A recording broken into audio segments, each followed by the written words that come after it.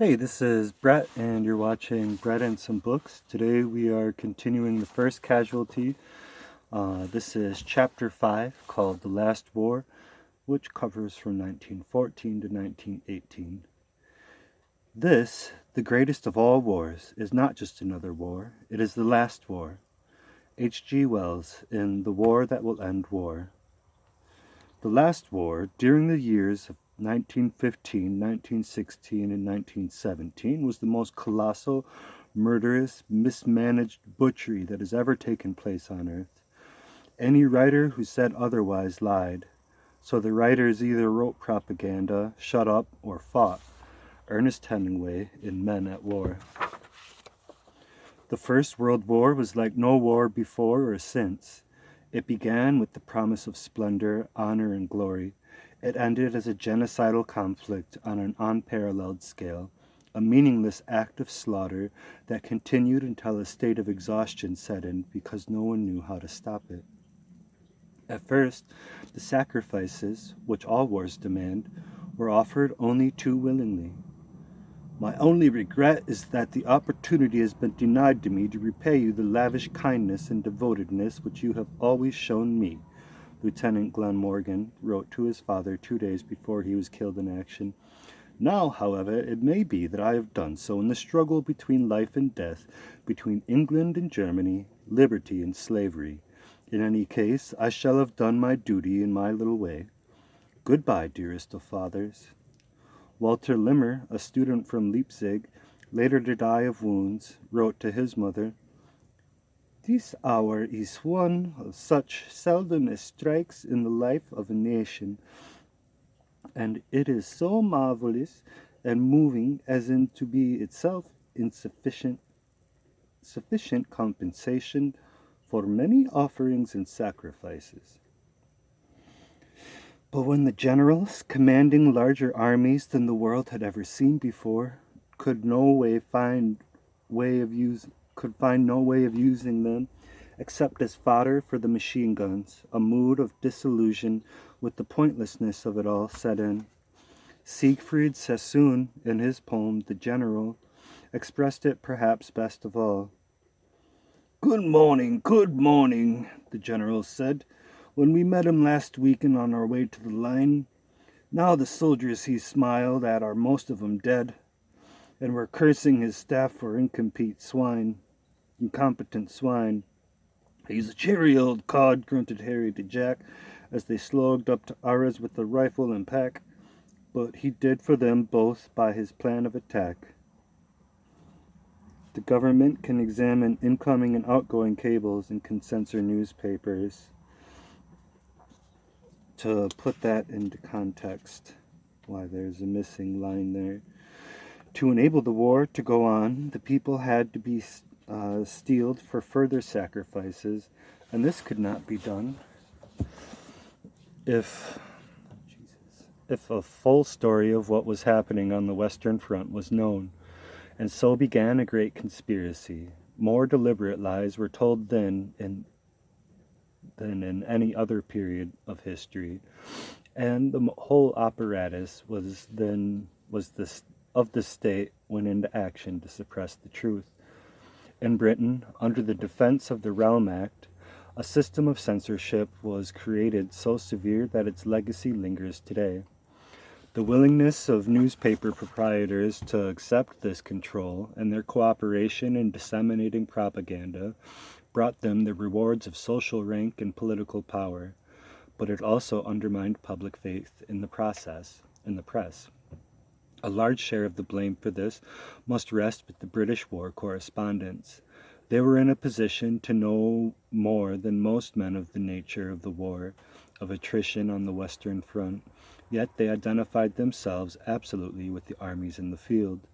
They protected the high command from criticism, wrote jauntily about life in the trenches, kept an inspired silence about the slaughter, and allowed themselves to be absorbed by the propaganda machine.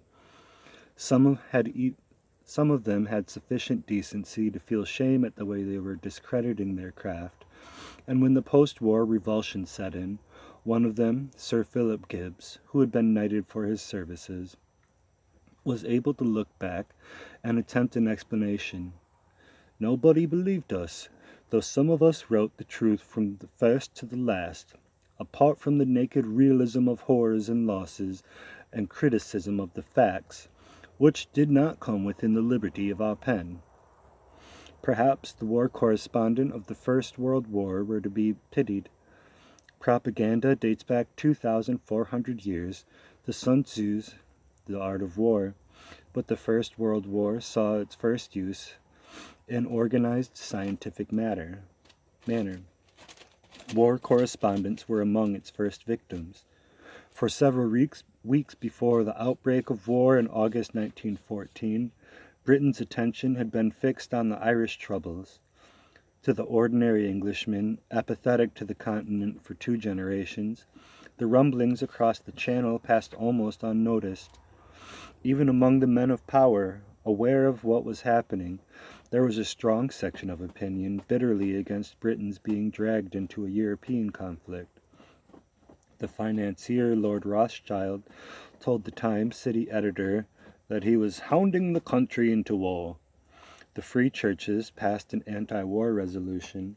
The professors and fellows of Cambridge signed a petition in favor of neutrality.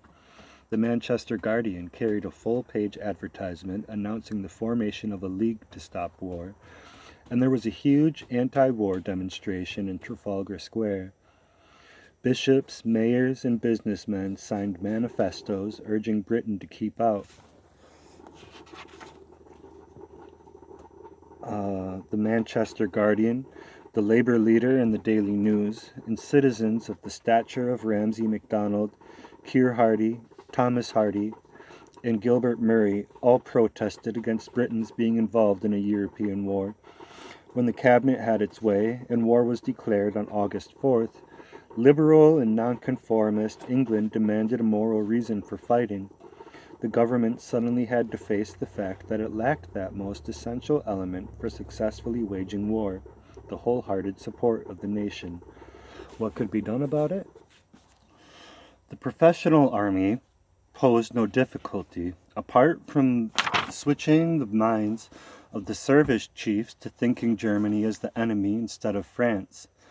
But the civilians, who would have to supply recruits for the front and for the war industries, who would have to bear the sacrifices of war without complaints that might spread dissensions and discouragement, how could they be united behind the war effort? From a faltering start,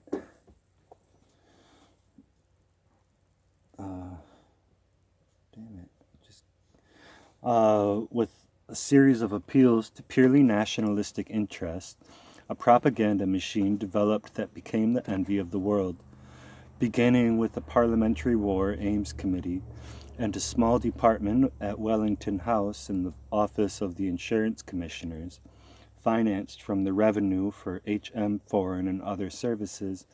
Britain, by the end of the war, had created a propaganda organization that became the model on which Goebbels based that of the Germans in some 20 years later. Germans never recovered from their initial setback, were never able to efface the impression that they were the aggressors, were never able to popularize so striking an epithet as Hun or Boche, and throughout the war referred bitterly to the Allies as the all lies, to Reuters as the fabricator of war lies, and to Lord Northcliffe, proprietor of the Times and the Daily Mail, and the director of propaganda in enemy countries, as the minister of lying. The Germans were particularly inept at handling human interest cases like that of Edith Cavell, a matron at a hospital in Brussels. When they executed her on October 12, 1915, they handed the Allies a ready-made atrocity story. Cold-blooded murder. Poor English girl shot for housing refugees. The greatest crime in history. Which was all sent over the world, yet the Germans could have quite justifiably presented Miss Cavell as an enemy citizen who had freely confessed to helping Allied servicemen escape their cover of her under her mission as a nurse, an act she knew to be punishable by death. The French had already shot one woman for exactly the same offense and were to shoot another 8 for other capital offenses before the end of the war. Given German bungling of this degree, there was more than enough material for the campaign to mobilize the animosity of Englishmen against Germany and thus to weld the nation into a fighting whole. The war was made to appear one of defense against a menacing aggressor. The Kaiser was painted as a beast in human form. In a single report on September 22, 1914, the Daily Mail succeeded in referring to him as a, quote, lunatic, a, quote, barbarian, a, quote, madman, a, quote, monster, and a, quote, modern Judas, and a, quote, criminal monarch, end quote. The Germans were portrayed as only slightly better than the hordes of Genghis Khan, rapers of nuns, mutilators of children, and destroyers of civilization. Once the commitment to war had been made, an overwhelming majority of the nation's political and intellectual leaders joined this propaganda campaign. Prime Minister Asquith, using the technique of atrocity confirmation by sweeping generalization, told the House of Commons on April 27, 1915, "We shall not forget this horrible record of calculated cruelty and crime." Bonar Law, the Colonial Secretary, referring to British patriotism, told an American correspondent, "It is as well to have it properly stirred by German frightfulness." Northcliffe told his editors, "The Allies must never be tired of insisting that they were victims of deliberate aggression." Even liberals swung behind the war. H.G. Wells decided that war was inevitable because of the wickedness of Germany, but that out of war would spring a lasting peace. This led him to coin the phrase, quote, "the war that will end war," end quote, which was to haunt him for the rest of his life. A few maintained an anti-war stance, as at a considerable cost. Bertrand Russell was dismissed from his post as a lecturer in mathematics at Cambridge, was deprived of his passport and prevented from addressing public meetings, and spent 6 months in jail for writing a seditious article. In their sweep through Belgium, the Germans caused the death of some 5,000 civilians. They were shot as guerrilla fighters, as hostages, or simply because they got in the way of a victorious advancing army in which not every soldier was a saint. The Allies set out to turn this into a deliberate campaign of terror, torture, sacrilege, and barbarism. The Bureau de la Presse, which controlled war news in France and which had been financed at the outbreak of war with 25 million gold francs from the Secret Service funds, disseminated atrocity stories at such a rate that the French press ceased to put individual headings on them and simply ran them week after week with the same headline, Les atrocités allemandes.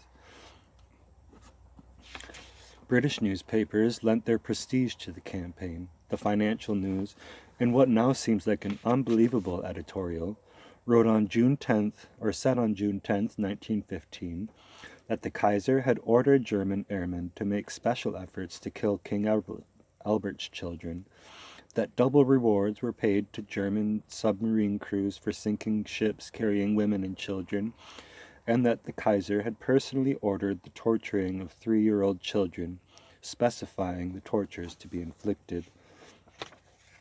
Hardly more believable was the Norddeutsche Allgemeine Zeitung in December 1st, 1914, which said that Gurkha and Sikh troops are like to sneak across the lines at night to slit German throats and drink the blood.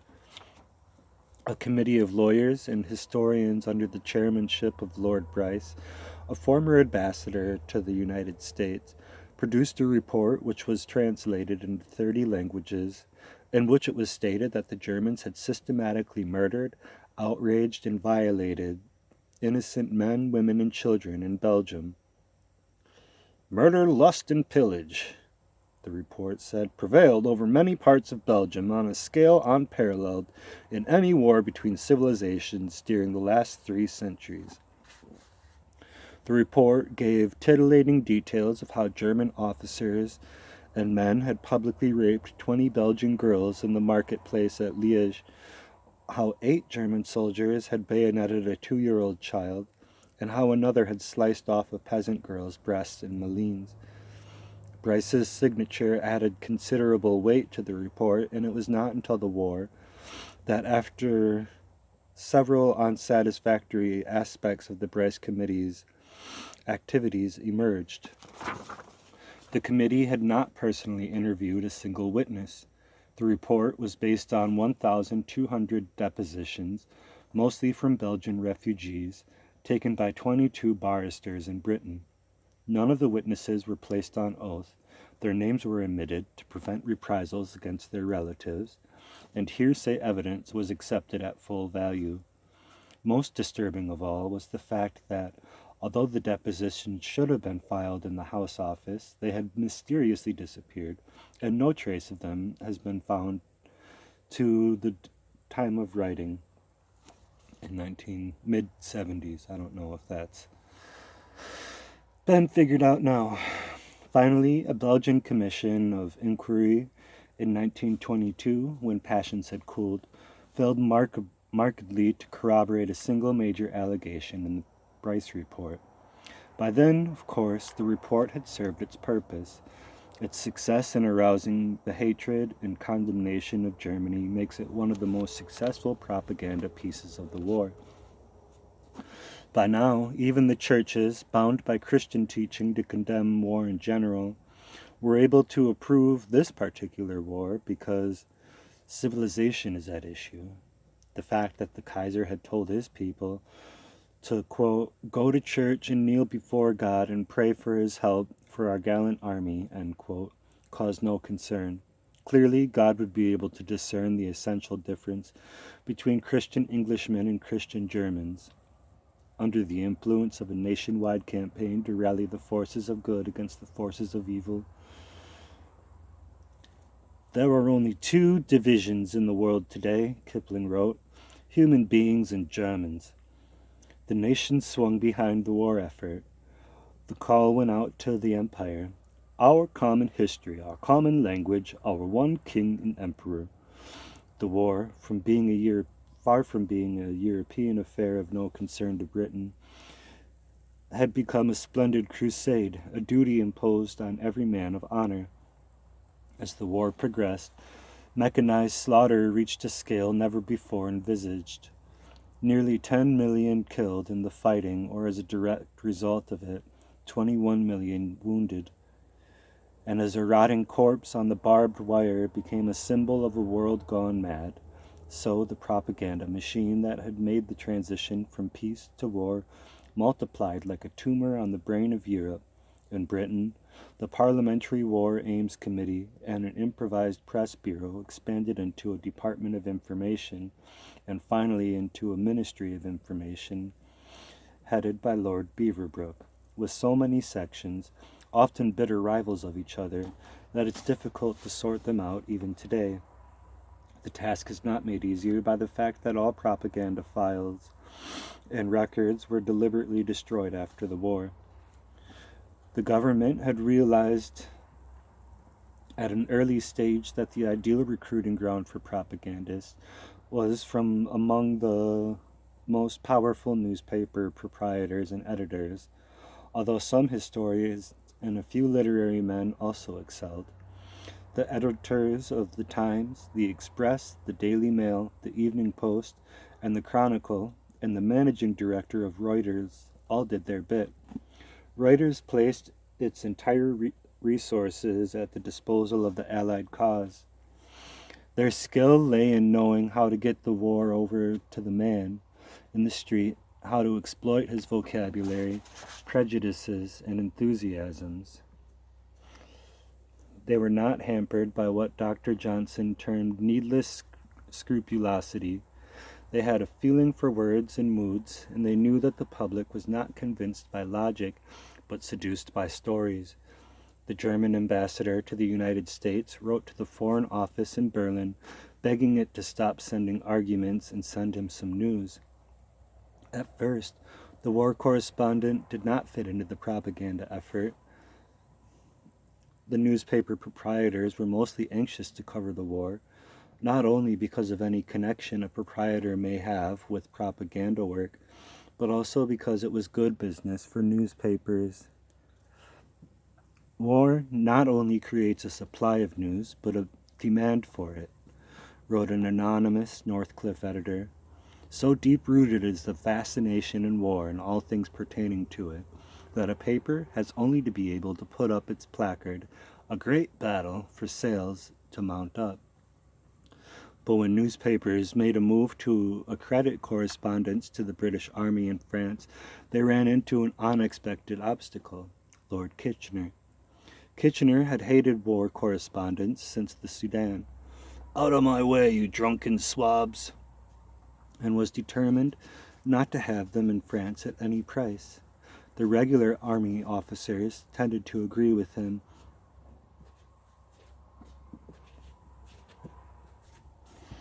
Northcliffe thought that the right approach might be to appoint a sporting man. Someone who could ride and knew horses might appeal to the cavalry officers, who made up most of the general staff. Accordingly, he ordered the sporting editor of the Daily Mail to buy a horse and report at the War Office. The War Office told the editor that there were no immediate plans to accredit war correspondence and set him off to exercise his horse in Hyde Park, where he met 5 or 6 other prospective correspondents doing the same thing. The Times had exchanged 1 or 2 letters with the War Office, but nothing had been decided, and, like the other newspapers, it found itself at the outbreak of war without any coverage in Europe other than that provided by its regular correspondents. In Paris, their only resource of information was the daily communiques issued by the army. These were crisp, beautifully written, punctuated presently, but unfortunately they were closer to fiction than fact. And while Germany's best armies were crashing through Belgium, and these communiques continued to report French army advances on the Alsace-Lorraine frontier, as it would only be a matter of weeks before the Allies were in Berlin. The Russians had a few correspondents. M. Lebeter of the Moscow daily Russkaya Slovo and M. Sukovich of the Kievska Mysl, but they were not allowed near the front while fighting was in progress. The Germans imposed military censorship at the start of the war. No German war correspondents were allowed near the front, and all news for consumption was issued at a twice-weekly press conference between one GHQ staff officer and journalists.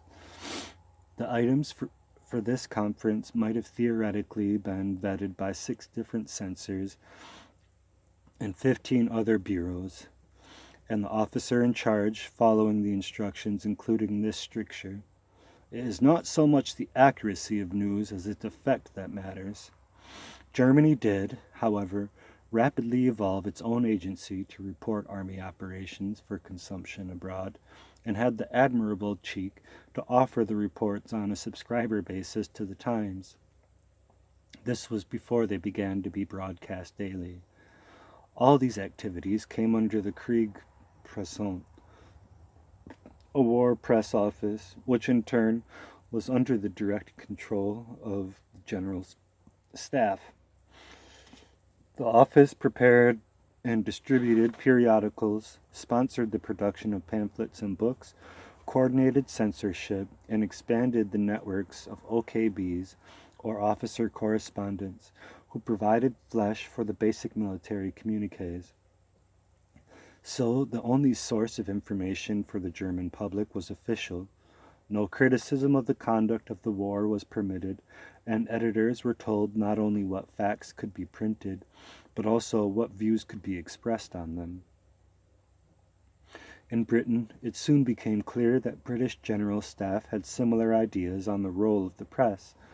Censorship had been imposed on August 2, 1914, and Kitchener's only concession to informing the public about the military situation was to appoint an officer, Colonel Sir Ernest Swinton, to the staff of the Commander-in-Chief to write reports on the progress of the war. These, after being vetted by several generals and Kitchener himself, were released to the press under the byline Eyewitness. One editor is reported to have remarked, after reading Swinton's first heavily censored dispatch, "Eyewash would have been a better pseudonym." The French had a similar system.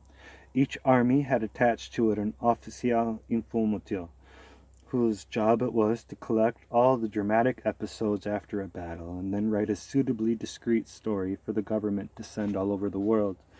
Swinton, a royal engineer who had written 2 books before the war under the pseudonym Old Lucoi,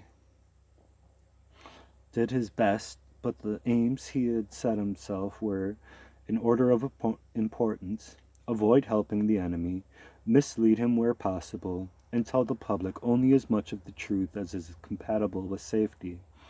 How inadequate the resulting reports were is best demonstrated by quoting briefly from one of them, dated September 18, 1914.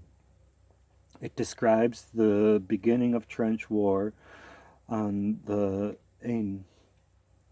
"It may be said that along the great part of our front the Germans have been driven back from the forward slopes of the north of the river.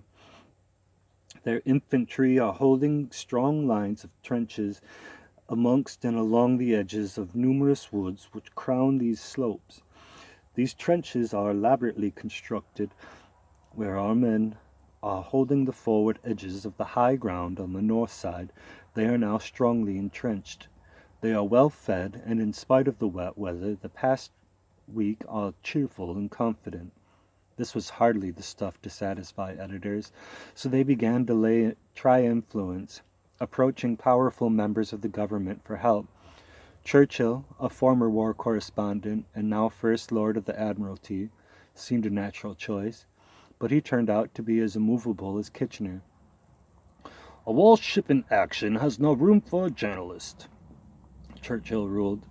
Could he influence the army? "The war is going to be fought in a fog. The best place for correspondence about this war will be in London." Hungry for news, yet faced with accepting situation or organizing an unofficial coverage of the front on their own initiative and risking the consequences, most newspapers decided to take the chance. There was no lack of volunteers to be correspondents. As Philip Gibbs wrote, "There was a procession of literary adventurers coming up the steps of the building in the street of adventure, all those men who get lost somewhere between one war and another and come out with claims of ancient service on the battlefields of Europe where the smell of blood is scented from afar. Its scores of new men are sporting instincts and jaunty confidence, eager to be in the middle of things, willing to go out on any terms, so long as they could see a bit of fun, ready to take all risks."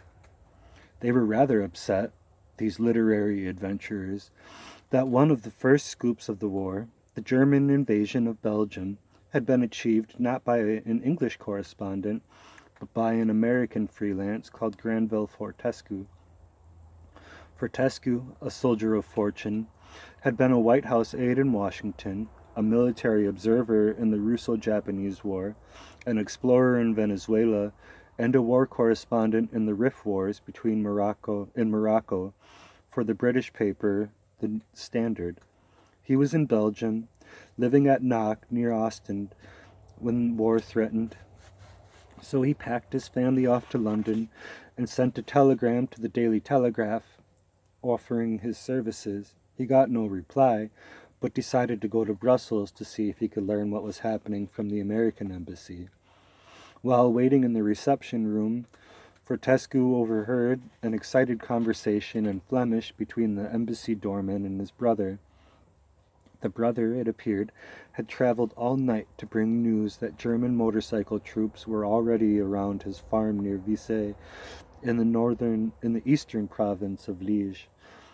Fortescue got a telephone, called the Daily Telegraph in London, identified himself, and filed the story about German scouting units inside Belgian territory. In its issue of August 3rd, 1914, the Telegraph splashed the story under the headline, "Country Invaded by German Troops," and bylined it, "From our own correspondent, Brussels, Monday."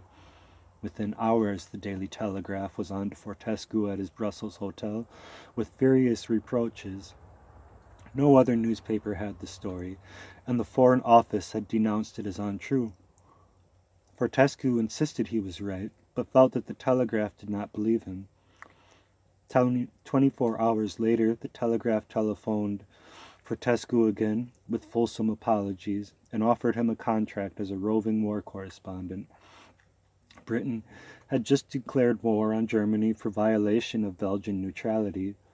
Fortescue's story had given the Telegraph a 24-hour world scoop, and the other British newspapers were rushing men to Europe to try to catch up.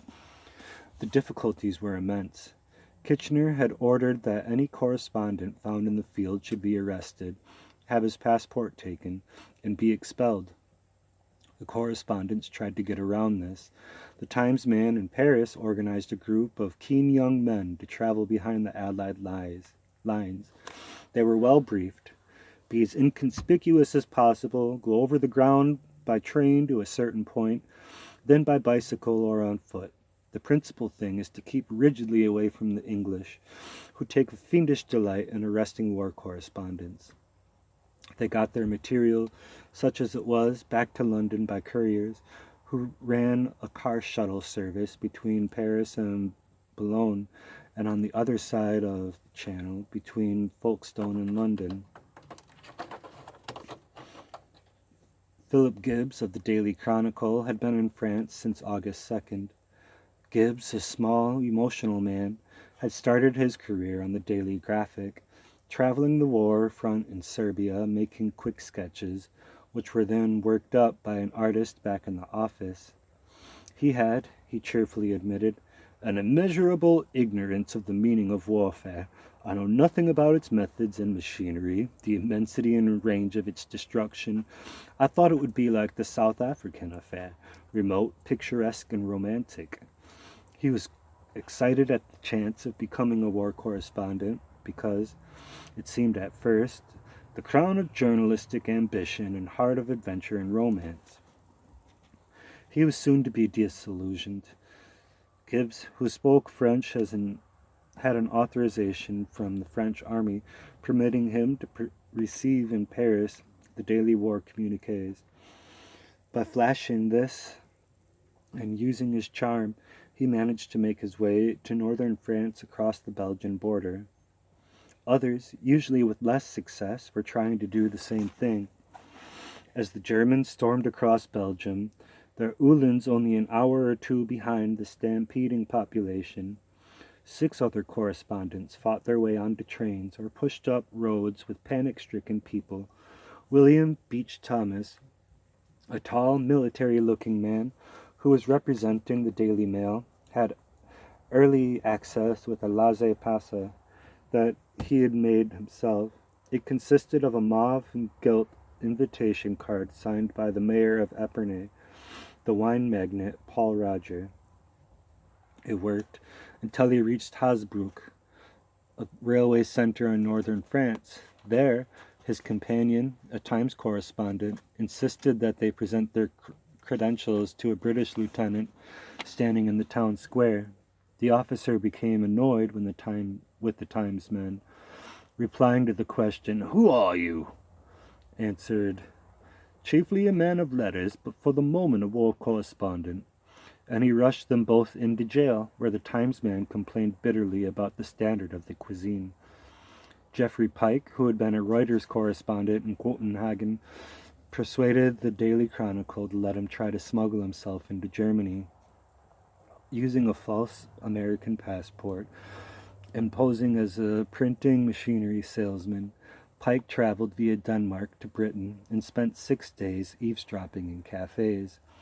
Then the police arrested him, threatened to shoot him as a spy, and finally put him in jail, where he stayed for 6 months and was then sent to Rulben, a civilian internment camp. He managed to escape and walked to Holland, where he cabled his story to London. The Chronicle ran it on July 26, 1915. Daily Chronicle correspondent escapes from Rulben, but the newspaper and Pike parted company when Pike said he could not follow this story, as the editor requested him to do so, with one on the low state of morale and poor food standards in Germany.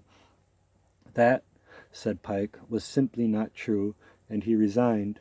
The full story of his adventures, to Ruleben and back, was one of the First World War's bestsellers. While the war correspondents were in and out of prison, while eyewitness reporting was on the weather, fine with less wind, although the nights are now much colder. The conditions of the troops, several have received their baptism of fire during the week. No man's land. Bodies of German infantry are still laying in heaps where they have fallen at different times. And espionage. Secret agents have been found at railheads, observing entrainments and detrainments. And while French newspapers were filled with pages of heroic sentiment, but not an item of news, this is what was really happening. 1 million French soldiers had advanced in the wrong place to meet 1.5 million Germans. While the bulk of the French army had gone to the eastern end of the frontier, Germany's best and largest army had smashed its way through on the west, storming across Belgium and Luxembourg, sweeping all before it. 400,000 civilians were in flight from Antwerp toward neutral Holland. 250,000 were crossing the Scheldt in anything that would float. The roads, railways, and waterways were choked with Belgians running from dreaded Uhlans. One war correspondent managed to capture the terror that the nation felt. After the Russo-Japanese War, Luigi Barzini had covered 2 Balkan flare-ups and then the Mexican Revolution before Corriere della Sera commissioned him to go to France. He arrived in Paris on August 20th and found that the Paris-Brussels Express was still running. At Halle, 10 minutes from Brussels, his journey ended. I was looking for the war, and it came to me. All of a sudden, the train stopped, and a cry was heard, "The Uhlans! The Uhlans!"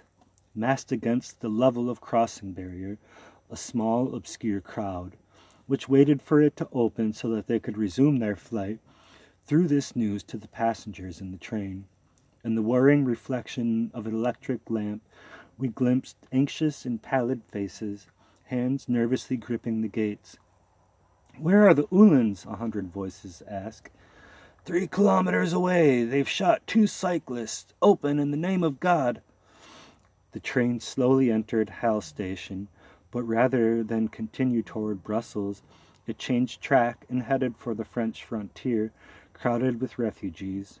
One old woman cries and howls, "Le pape est mort." Who knows what connection her simple, pious soul finds between the Pope and her country's disaster.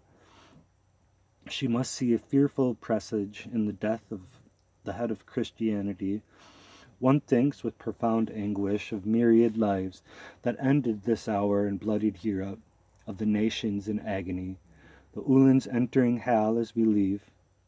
On the main road, a procession of fleeing inhabitants silently passes, confused, swift and black, afraid of even being heard. It is the twilight of the world. Britain was also in trouble, with the retreat from Mons, center of a mining area in Belgium. Compared with later events in the war, the Mons affair was a skirmish, but the fact remains that the British Army was defeated in its first encounter with the Germans, and the press bureau's attempts to hide this made the shock doubly great when the news eventually came out. According to the press bureau, the British forces were engaged all day Sunday and after dark with the enemy in the neighboring hood of Mons and held their ground. It described the retreat in these words: "The British forces have reached their new position. Fighting has gone on more or less continuously, but the enemy has not effectively harassed our operations. The casualties cannot be estimated exactly, but are not heavy." Two correspondents were close enough to the retreat to form a better idea of what had happened. Arthur Moore of the Times and Hamilton Fyfe of the Northcliffe newspaper, the Daily Mail. Both were stunned by what they considered a major British defeat, and because of an unusual set of circumstances, they succeeded in telling part of the story to the British public, thus marking the first breakthrough in the reporting of the war. The story begins on the afternoon of Saturday, August 29th. A courier arrived at the Times foreign desk with a dispatch from Moore, written earlier that day at Amiens. The foreign editor, Wickham Steed, read it with the acting director, George Freeman. Both were shocked by Moore's report. "I read this afternoon in Amiens this morning's Paris papers," Moore wrote. "To me, knowing that some portion of truth, it seemed incredible that a great people should be so kept in ignorance of the situation which it had to face. It is important that the nation should know and realize certain things. Bitter truths, but we can face them. We have to cut our losses, to take stock of the situation and set our teeth."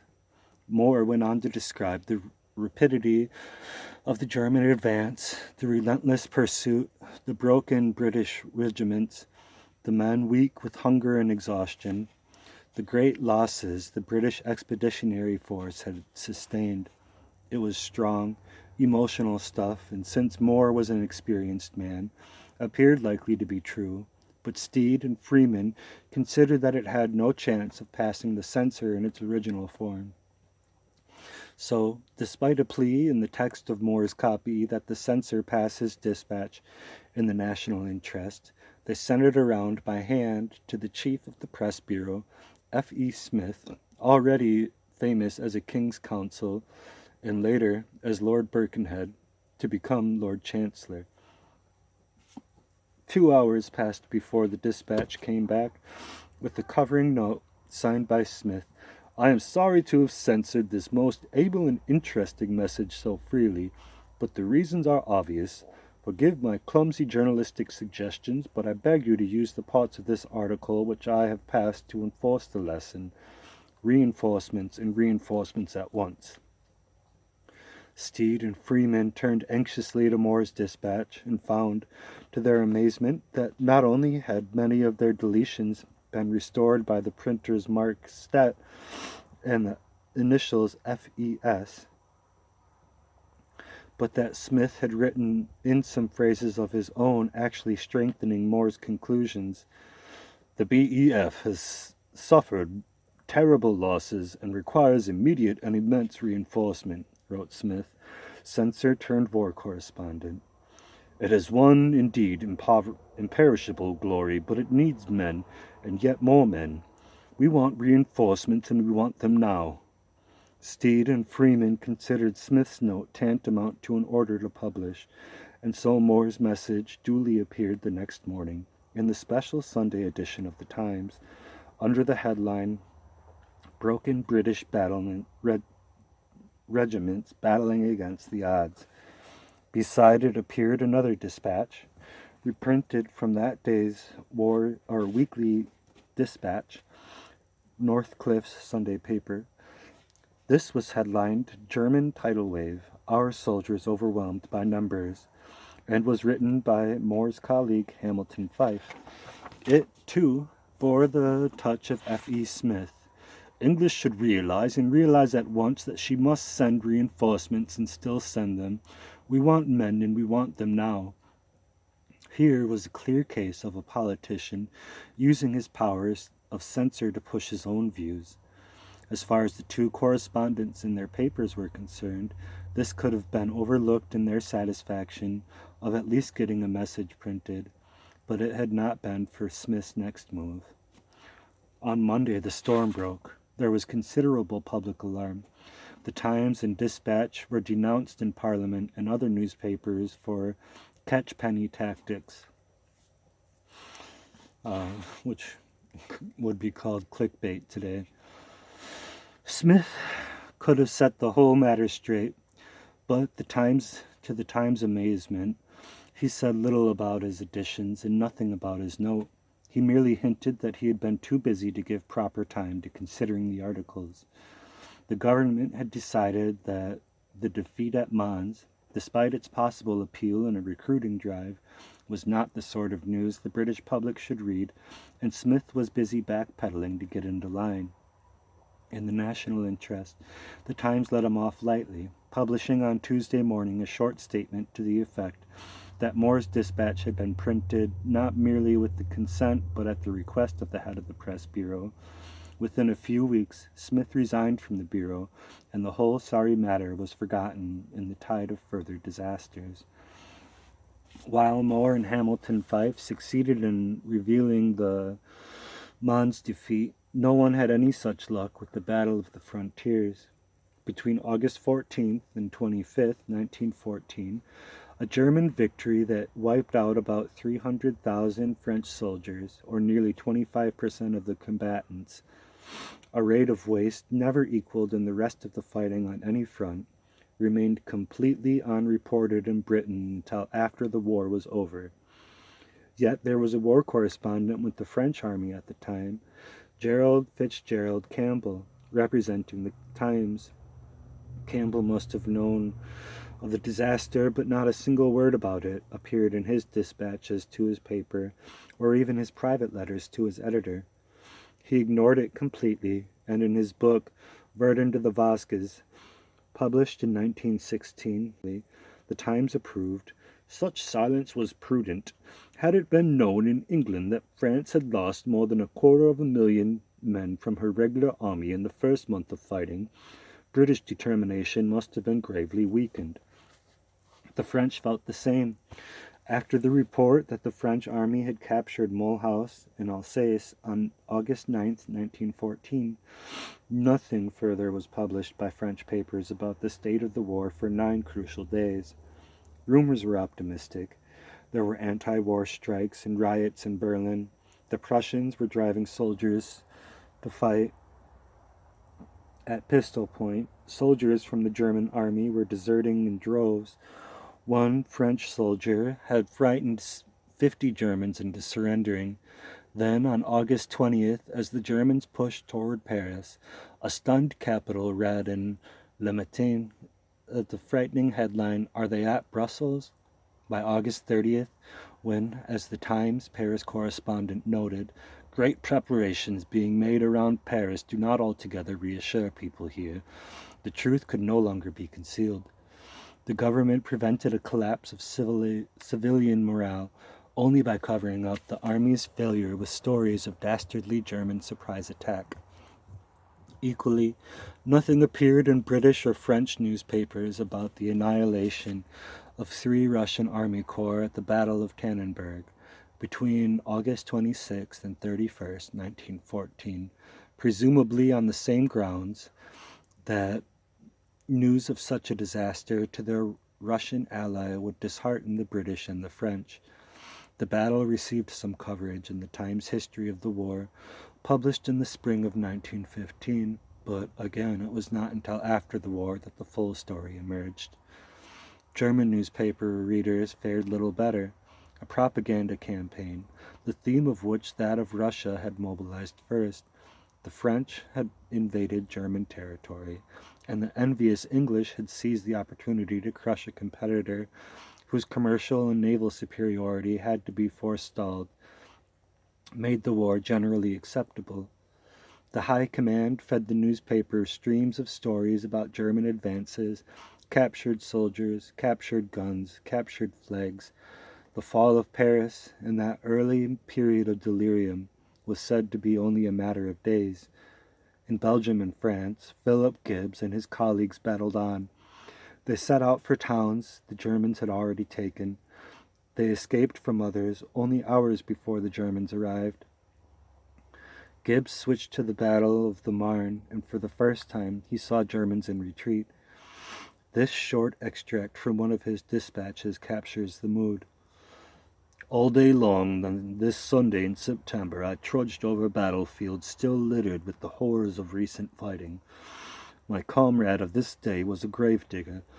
With other peasants enrolled for the same tragic task, he had followed the line of battle for 20 kilometers from his own village, helping bury the German corpses.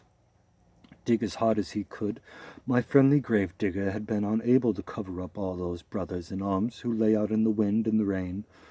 My guide grasped my arm and pointed to a dip in the ground beyond the abandoned village of Levignon. "See there," he said, "they take some time to burn." He spoke in a matter-of-fact way, like a gardener pointing to a bonfire of autumn leaves. But there in line with his forefinger rose a heavy rolling smoke, sluggish in the rain under a leaden sky, and I knew that those leaves yonder had fallen from the great tree of human life, and that this bonfire was made from an unnatural harvesting. Gibbs was getting his copy back to his office by any means he could, including, for a brief but glorious spell, a War Office messenger. Reasoning that lower echelons of the War Office would not know of the official ban on war correspondence, he simply waylaid a War Office courier and ordered him to take an envelope back to London. The envelope was addressed Daily Chronicle, care of the War Office, urgent. When the envelope arrived in London, the War Office, until someone woke up to what was happening, duly ordered another messenger to rush it to the Chronicle. By early 1915, the net to prevent war correspondents from getting anywhere near the war was drawing tighter. Kitchener had put out orders for the arrest in France of a number of correspondents mentioned by name. Gibbs tried another ploy. He had himself appointed as a special commissioner of the Red Cross to report on field hospitals in France. At this stage, there were dozens of relief organizations across the Channel, including a group of the eastern counties of England, the First Aid Nursing Yeomanry Service, who called themselves Fannies and were naturally enough known as the Fannies. And Gibbs reasoned that one correspondent with the right papers could lose himself easily. He was arrested for 10 days. Gibbs was solemnly warned that Kitchener was very angry with him, and if he returned to France again, he would be put up against a wall and shot. Obviously, matters could not go on like this. The government was now under some pressure to make a few changes. There was no danger of anything slipping through that might create public criticism of the conduct of the war or depress the nation, because the Defense of the Realm Act could be used to manipulate the press to fall in line with the government's wishes. Churchill, in fact, recommended to Asquith that the Times be commandeered and converted into an official British gazette, which, he said, would have afforded the administration a sure and authoritative means of guiding public opinion. Asquith ignored this advice.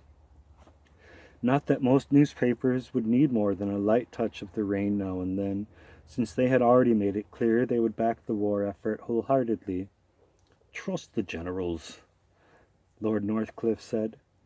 But the opinion that carried the most weight, and was probably responsible for persuading the cabinet to accredit at least some war correspondence, came not from within Britain, but from America.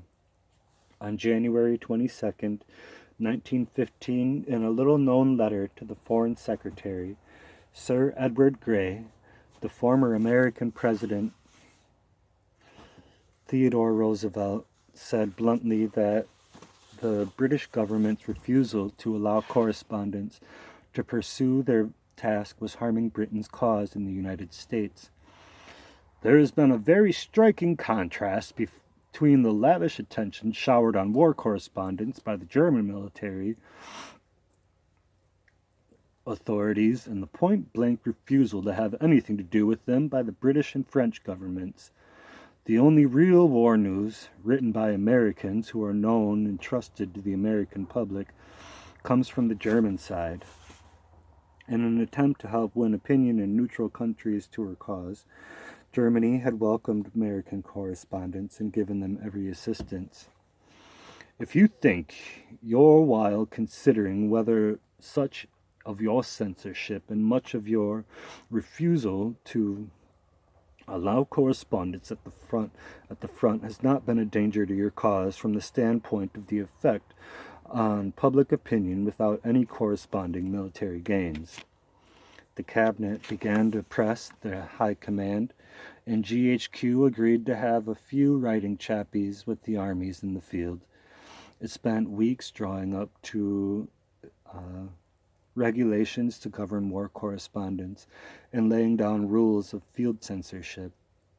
Obviously, there could not be any mention of regiments by name, and no mention of places either except in the vaguest manner, and no writing up of any officers other than the commander-in-chief. But who would it be safe to allow any mention of the weather? And who was to decide what would encourage recruiting and what might discourage it? These remained problems until the end of the war, but a rough rule of thumb was indicated by a remark of General J.V. Charteris, Chief of Intelligence, when asked by a correspondent how much in action he would be allowed to report. "Say what you like, old man, but don't mention any places or people." What it came down to in the end was that in the eyes of GHQ, the ideal war correspondent would be one who wrote what he had been told was true, or even what he thought was true, but never what he knew to be true. Given these restrictions, the war correspondents might just as well have stayed in London. Instead, they arrived at GHQ in June 1915, where they were greeted by the commander-in-chief, Sir John French, who was wearing his top boots and spurs. Sir John made a little speech saying he was pleased to welcome the correspondents to his army, and he trusted their honor and loyalty. The correspondents were Philip Gibbs, representing the Daily Telegraph and the Daily Chronicle, Percival Phillips, a deep thinker on war who had been a correspondent since the age of 20 and represented the Daily Express and the Morning Post, William Beach Thomas, a classics scholar representing the Daily Mail and the Daily Mirror, H. Perry Robinson, the oldest of the team, who was fanatical about detail, representing the Times and the Daily News, Herbert Russell, representing the Reuters News Agency, and Basil Clark, representing the Amalgamated Press. From time to time, these numbers were swelled by H. W. Nevinson, Philson Young, Percival Gibbon, George Dewar, and H. M. Tomlinson, but their first group saw the war through the end. They were in officer's uniform, without badges or insignia of rank, although they had honorary status as captains, and wore a green band on the right arm. They were given an old house in the village of Tattingen, as their headquarters were provided with orderlies, lorries, cars, conducting officers, and censors. Almost the first thing they learned was that, although GHQ had agreed to have them, they were by no means welcome. Lower-ranking regular officers were extremely hostile to the idea that there would be war correspondents prying around and giving the whole show away. So they were allowed to go nowhere, without a conducting officer, and it did not take long to learn that these officers had been discreetly instructed to waste the correspondent's time as much as possible. These traveling censors went wherever the correspondents went, lived with them, ate with them, read their dispatches, and even examined their private letters, with authority to use, if they considered it necessary, chemical tests to look for invisible ink. It was not a job they greatly enjoyed, coming, as they mostly did, from adventurous parts of the empire, and in expectation of greater glory than being conducting officers or censors. There was Colonel John Faunthorpe, a cavalry officer, pig sticker, tiger hunter, judge, and poet, open in his ridicule of journalism in general and war correspondence in particular.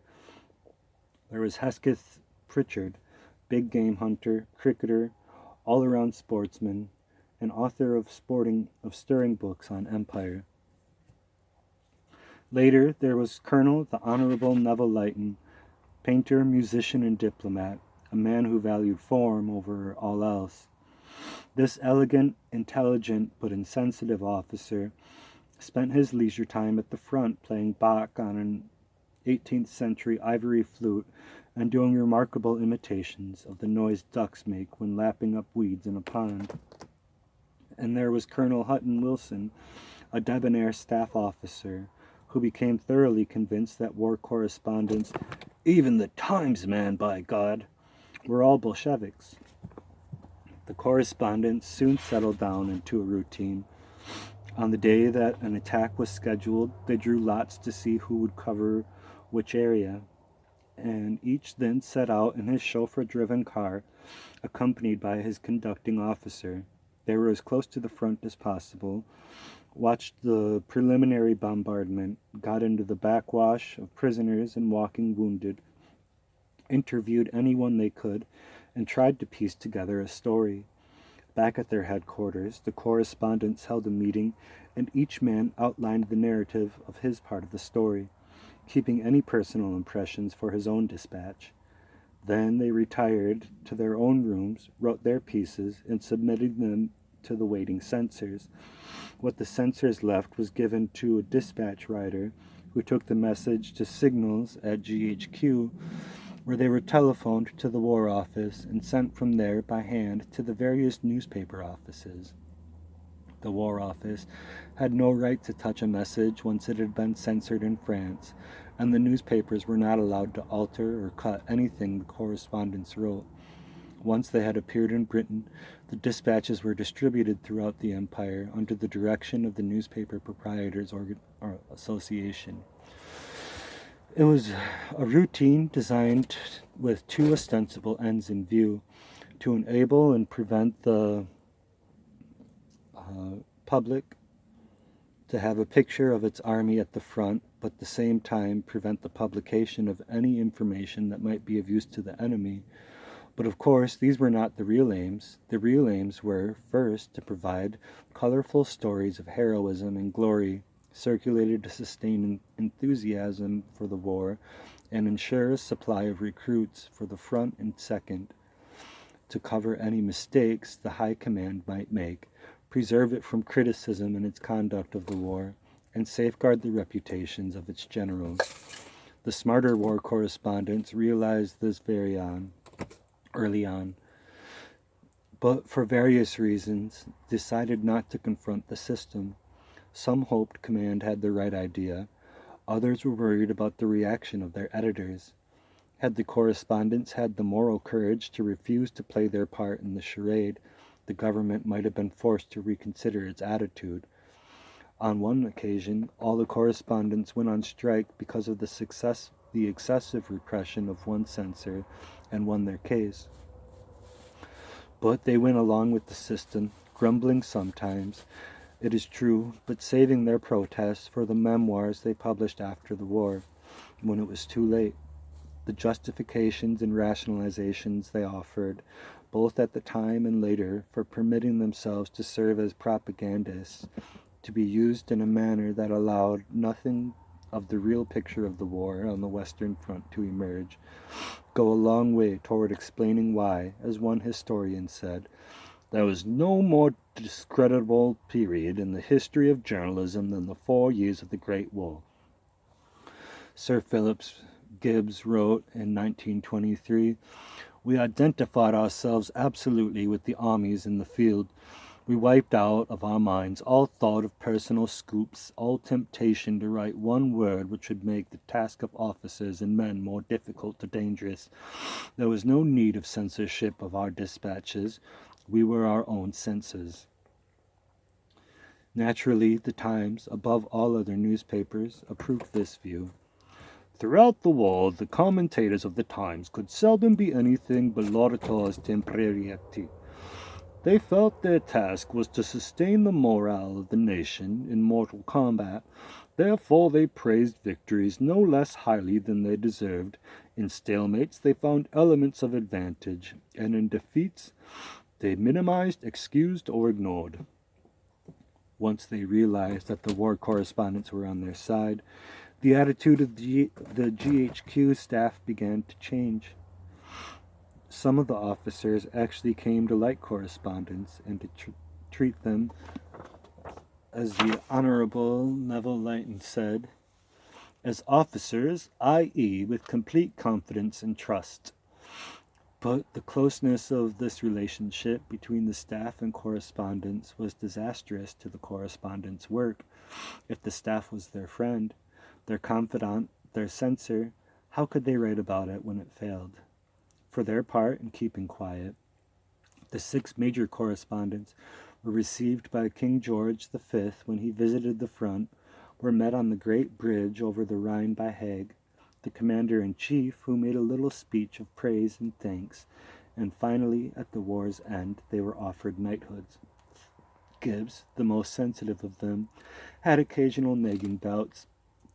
After the slaughter at Loos in September 1915, General G.M.W. MacDonald of the Army Intelligence personally cut 40 pages from Gibbs' story. The idea appeared to be, Gibbs said, to conceal the truth not from the enemy but from the nation, in defense of the British High Command in its tragic blundering.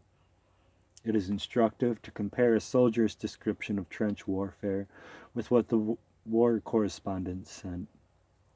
The French socialist author René Nagellin wrote, after the war, 3 of us were crouching in a hole under the barrages of artillery fire. Then a flame, a blast, and darkness and smoke, the acrid smell of gunpowder. Was I killed or wounded? I casually moved my arms and legs. Nothing. My 2 friends, however, lying one upon the other, were bleeding. Their bowels were oozing out. The other had a broken leg, and there was a red spot spreading on his breast. He was rolling his panic-stricken eyes. He looked at me silently, imploringly. Then unconsciously he unbuttoned his trousers and died urinating on the gaping wound of his comrade. The correspondents preferred lines of stalwart soldiers burning to go like greyhounds on the leash, impatient to leap out of the trenches and charge from shell hole to shell hole, from cheer to cheer. C.E. Montague, an assistant editor of the Manchester Guardian, first a soldier, then a censor, was caustically critical of the correspondents. They would visit the front now and then, as many staff officers did, but it could only be in afternoon callers from one of the many mansions of GHQ that have that haven of security and comfort. When autumn twilight came down on the haggard trench world, of which they caught a quiet noonday glimpse, they would be speeding west in Vauxhall cars to lighted chateaux. The average war correspondent, there were golden exceptions, insensibly acquired a cheerfulness in the face of vicarious torment and danger. In his work it came out at times in certain jauntiness of tone that roused the fighting troops to fury against the writer.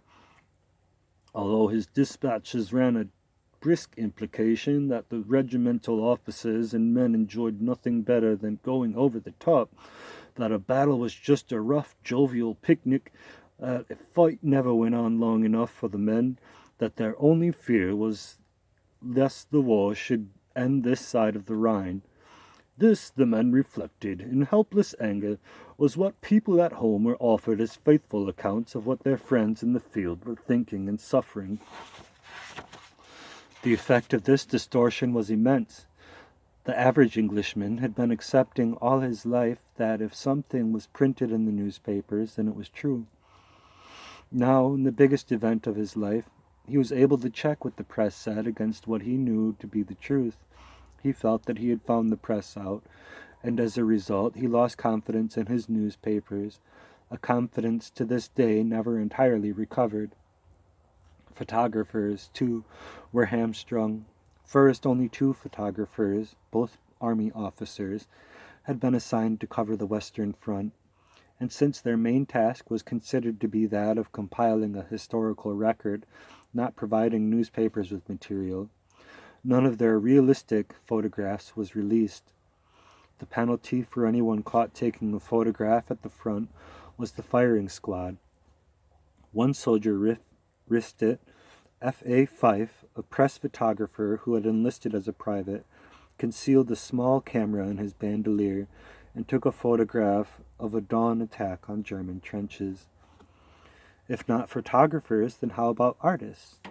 Artists were not allowed to go to the front until 1916, when Charles Masterman, former MP working in propaganda, convinced the War Office that some suitably softened sketches would improve his propaganda publications.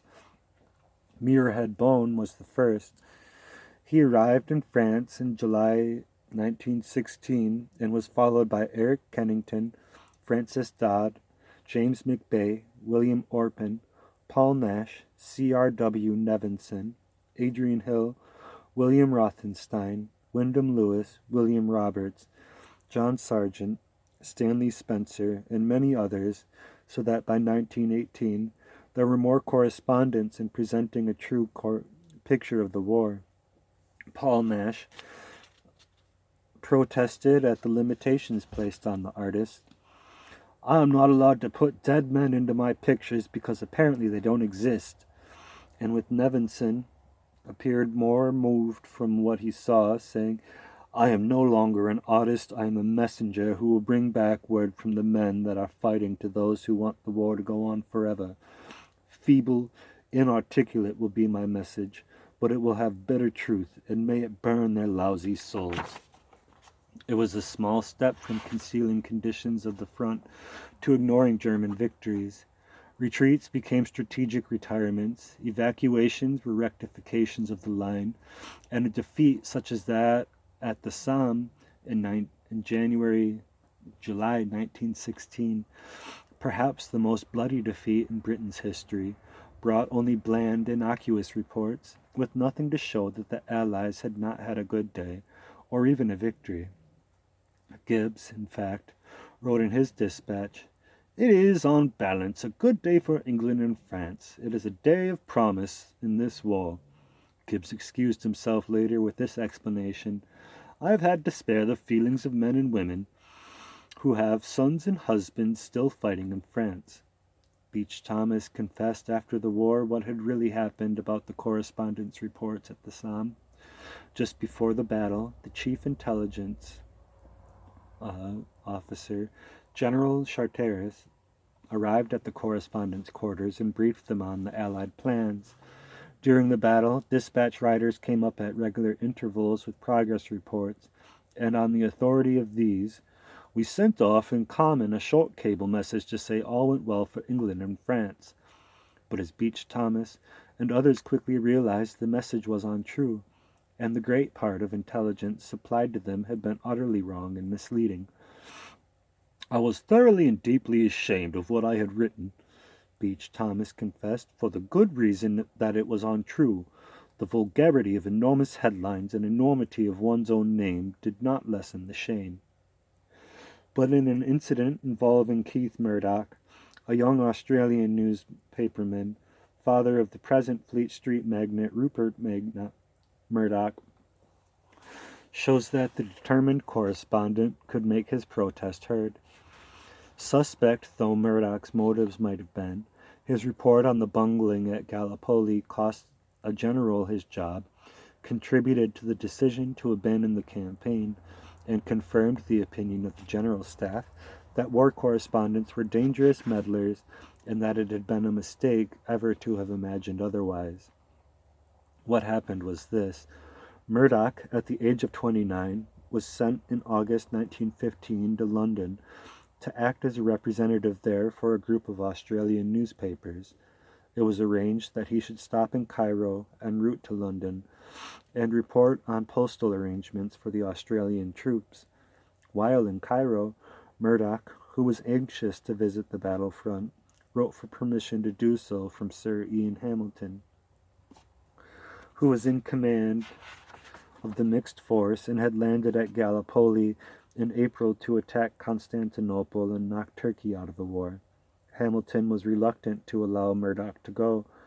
Everything had gone wrong at the front, and the British and the Anzacs, Australian and New Zealand Army Corps, were hemmed in to a few miserable areas of beach and hillside that were permanently under shell fire. So Hamilton took the precaution of getting Murdoch to sign the War Correspondence Declaration, undertaking not to attempt to correspond by any other route or by any other means than officially sanctioned, and promised that for the duration of the war he would not impart to anyone the military information of a confidential nature, unless first submitted to the chief field censor.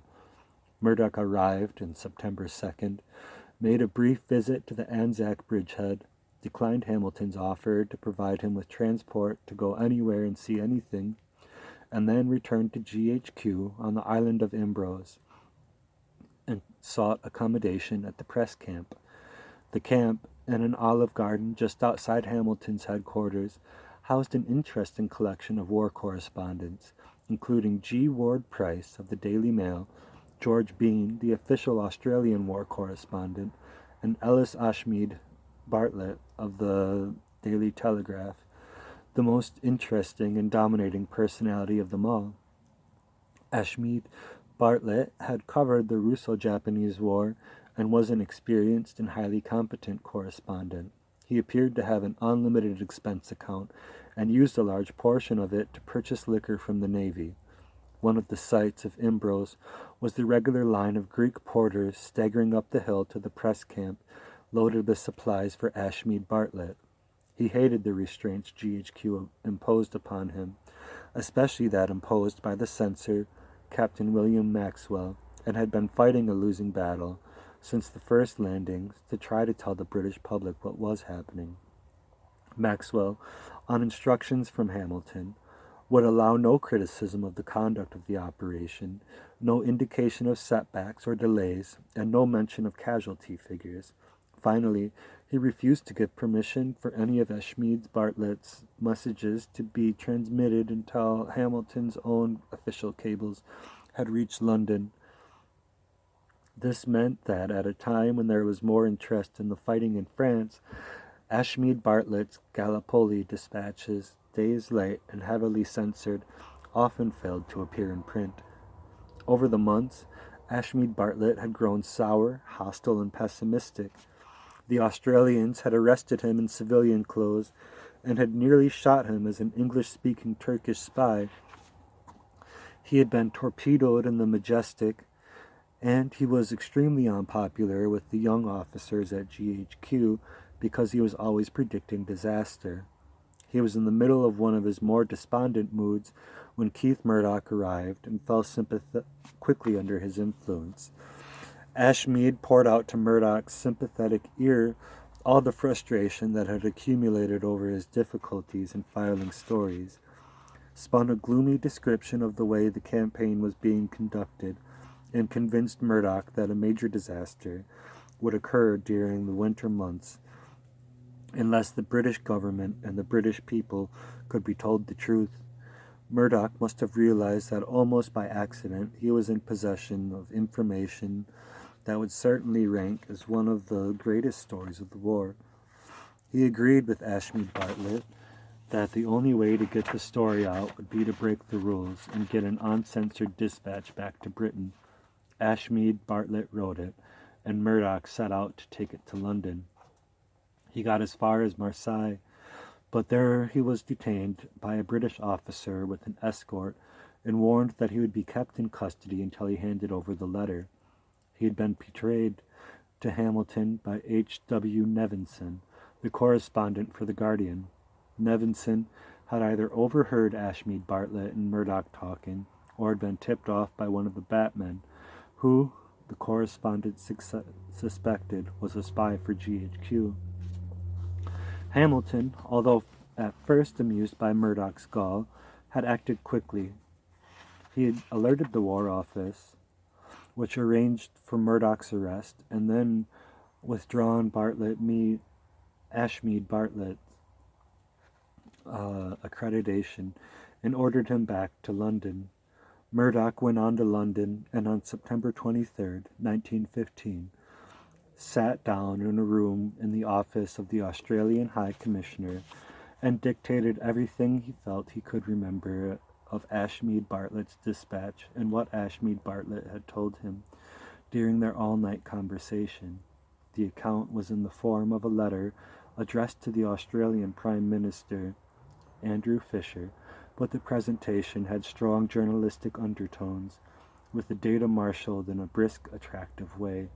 It was an amazing document, a mixture of error, fact, exaggeration, prejudice, and the most sentimental patriotism, which made highly damaging charges against the British General Staff in Hamilton, many of them untrue.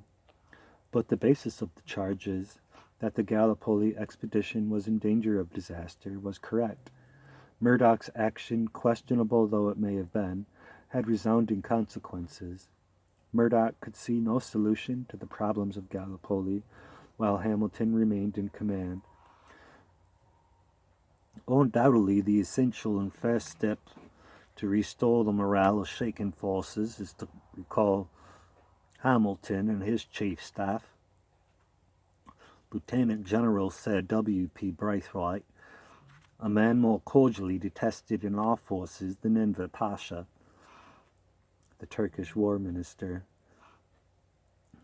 It is not for me to judge Hamilton, but it is plain that when an army has lost faith in its general, that he has numerous occasions proved his weaknesses, only one thing can be done. These were obviously Ashmead Bartlett's sentiments Murdoch was expressing, since Murdoch's visit had been too brief for him to reach so dogmatic a conclusion. Murdoch would no doubt have felt it necessary to check his accusations much more thoroughly had he ever imagined he was writing more than a private letter to his Prime Minister, and so it must have placed him in a rather awkward position when, 3 days later, Lloyd George, who opposed the Gallipoli campaign, read the letter and immediately urged that Murdoch send a copy of it to the British Prime Minister Asquith. Murdoch could hardly have declined, but in a covering note he tried to tone down the virulence of his criticism. Asquith used the weapon Murdoch sent him in an inexcusable manner, without waiting until Kitchener had studied it, without checking its more outrageous allegations, and without even asking Hamilton for his comments. He had printed it as a state paper and circulated to the members of the Dardanelles Committee, which was in charge of the campaign. While the committee was still studying it, Ashmead Bartlett arrived in London, and he and Murdoch began lobbying against Hamilton. Ashmead Bartlett substantiating the substance of Murdoch's letter with an article of his own in the Sunday edition of the Times. This made it clear that they had Northcliffe's backing, and when the Dardanelles Committee met on October 14th, Hamilton's active career was brought to an end, and Kitchener was debuted to break the news to him. The evacuation of Gallipoli began on December 12, 1915. A royal commission had begun sitting in August 1916. Murdoch and Ashmead Bartlett both gave evidence, found that the campaign had been a mistake. Hamilton was never asked to serve in the field again, but went on to another career as an author. The shadow of Gallipoli, and what he regarded as a slanderous and unjust attack by Murdoch, remained with him until his death in 1947. Murdoch became an Australian newspaper magnate, a man of power, wealth, and influence, confidant of prime ministers, and staunch Australian patriot until his death in 1952. Here, what concerns us is that although the war correspondents in Gallipoli faced the same difficulties over censorship and were subjected to the same pressures from the General Staff as on the Western Front, one, Ashmead Bartlett, helped by Keith Murdoch, succeeded in getting out a fresh eyewitness account of what was happening there. If the war correspondents in France had only been as enterprising, the war might not have continued on its ghastly course. By 1917, The elation of the early war years on the British front had given way to a bitter apathy. Hardly a family in Britain numbered all its sons among the living.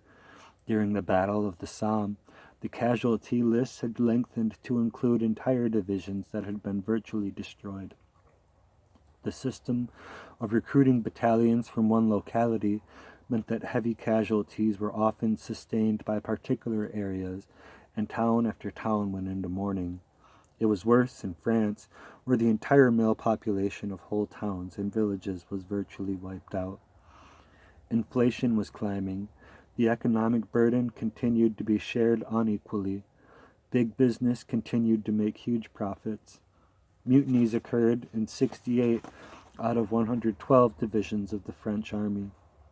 A complete breakdown of morale was averted only by suspending offensives, condemning 629 men, and sending to the firing squad at least 50 innocent, brave, and experienced soldiers. A dreadful suspicion of the truth, of sacrifice unequally shared, began to spread throughout Britain and France. For the war to continue, it became necessary, as Robert Graves described it, to make the English hate the Germans as they had never hated anyone before. Propaganda was intensified. The atrocity story was reemployed to fortify the mind of the nation with proof of the depravity of the enemy, his cruel and degenerate conduct of the war. Prominent people were pressed into service, taken on conducted tours of the front, and asked to do their bit to renew the nation's strength of purpose and win the war. A guest house was established near GHQ, through which passed politicians, labor leaders, bishops, representatives of neutral countries, and distinguished writers. None of them saw much of the real thing, but they all seemed to enjoy the experience. Sir Arthur Conan Doyle turned up in uniform of a county lieutenant, so heavy with gold lace that colonels and brigadiers saluted him as he passed.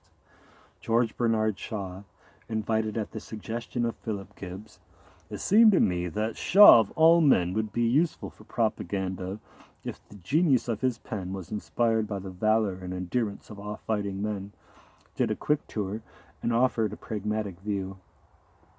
There is no need of censorship. While the war lasts, we must be our own censors. All one's ideas of wars are to be divided into two planes of thought which never meet. One plane deals with the folly and wickedness of war. The other plane is the immediate necessity of beating the Boche. H.G. Wells performed best of all, employing emotive phrases like Frankenstein Germany and referring to Germans' intellectual inferiority. He turned his considerable talent to scourging the pacifists and tried to convince his readers that war was not as horrible as they had imagined. "I knew my chances of being hit by a bullet were infinitesimal, but I knew I was extremely afraid of being hit by some too vivid impression. I was afraid that I might see some horribly wounded man or some decayed dead body that would sear my memory and stamp such horror into me as to reduce me to a mere useless, gibbering, stop-the-war-at-any-price pacifist. But although I have had glimpses of much death and seen many wounded men, I have had no really horrible impressions at all. That side of the business has, I think, been overwritten." By now, a reaction to atrocity stories set in, and the man at the front, often the witness to the alleged atrocity, compared what he had seen with what he had read, and the result was a deep disillusionment with his country's honesty and growing anger against war correspondents. G.H. Mayer of the Sunday Chronicle said later that by this time a soldier had a very much larger detestation for the institution of war correspondent than he had even for the staff. There was an understandable reluctance to believe those few atrocity stories that were true. Henry Barbie of Le Journal Paris and Edmund Candler of the Times both wrote horrifying stories about the atrocities the Turks were committing against the Armenians, but their detailed and damning accusations were lost in the welter of false and exaggerated propaganda of the period. Even the most popular atrocity story of all, the German corpse factory, turned out to be another war correspondent's invention.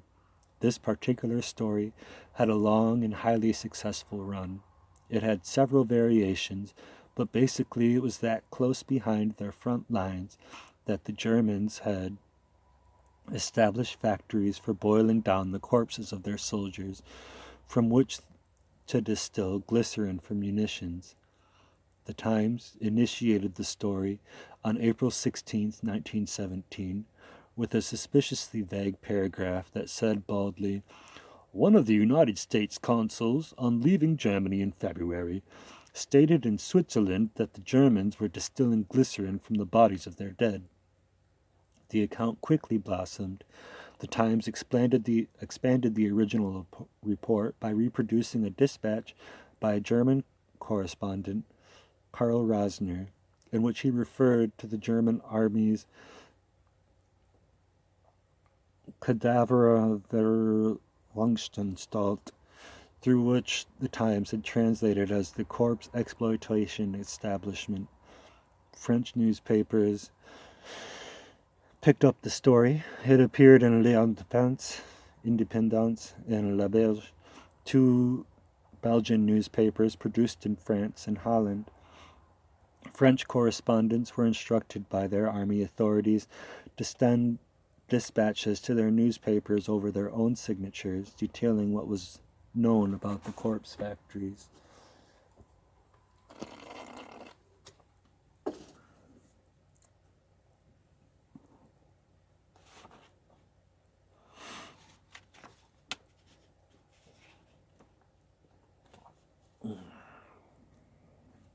Shucks.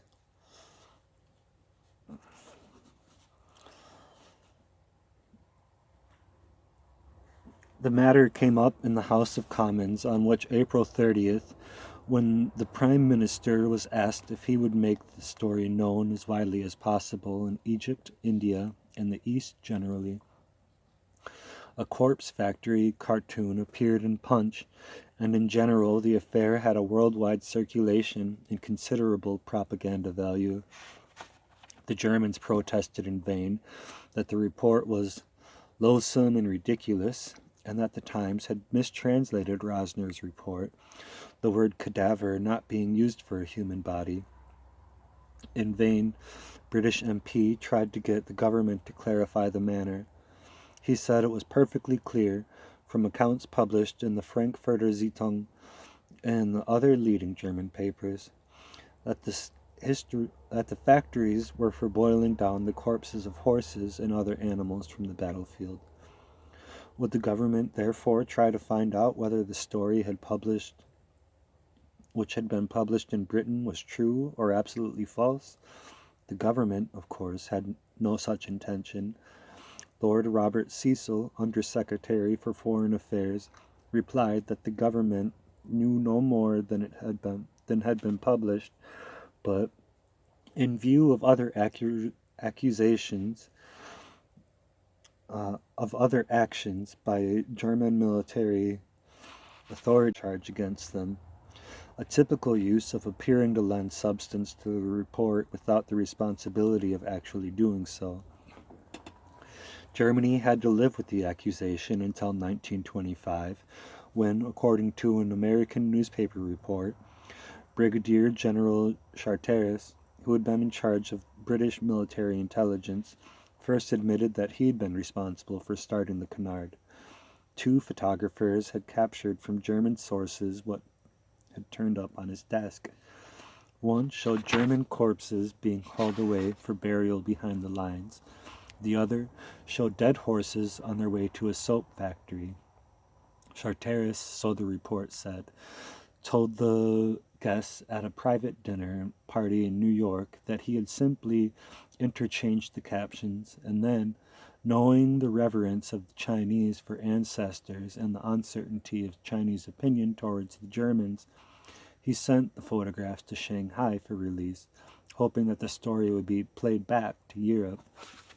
To support the story, what purported to be the diary of a German soldier had been forged, and it was planned to feed this to a German war correspondent with a passion for German diaries. The plan, General Charteris said, was never carried out, and the diary was now in the Imperial War Museum in London. It may have been then, but it is not at the time of publication in 1975. The museum believes that it was probably among a number of boxes of papers that military intelligence first lodged with the museum after the war, and then, on second thought, took back again. On his return to England, Charteris denied his confession, which had been reported to the New York Times, and said he had not altered the captions on any photographs and had not been responsible for the fictitious diary. In fact, he said, when the diary had been submitted to GHQ in France, it had been discovered to be fictitious and had been rejected. I should be interested as the general public to know what was the true origin of the cadaver story. That the story was untrue was finally admitted officially on December 2, 1925. A statement in the House of Commons made it clear that there had never been any foundation for the story, and Germany was vindicated. Not that she was entirely innocent in such propaganda techniques herself. The German press abounded with stories of hospitals filled with German soldiers who had their eyes gouged out.